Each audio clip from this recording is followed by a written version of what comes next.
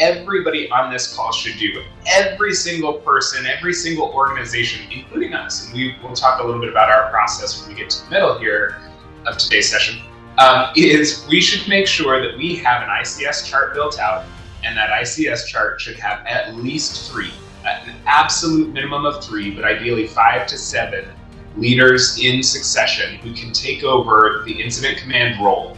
Our rule of 7 says that in 7 seconds, we've got to do a bunch of stuff really, really quickly. We have no time for communication. We have no time for analysis. We just execute based on the default responses that our community has been trained to do.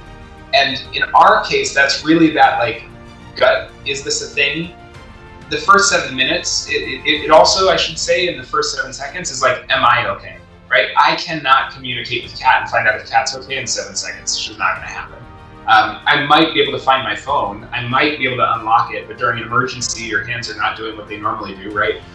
7 minutes is where we shift to, are we okay, right? Within 7 minutes, we can start that assessment. And again, as you think about kind of the organizational responses here, if it's a creeping crisis, in 7 minutes, you should be able to do that initial assessment. But the idea is you can kind of break incidents down into these structures. And just as we did in that case, right, it was 4 hours later, but we were able to say, this is a seconds challenge, this is a minutes challenge, this is an hours challenge, and then of course all the anecdotal pour over support continues, not anecdotal, but additional pour over support continues over the days and weeks that follow.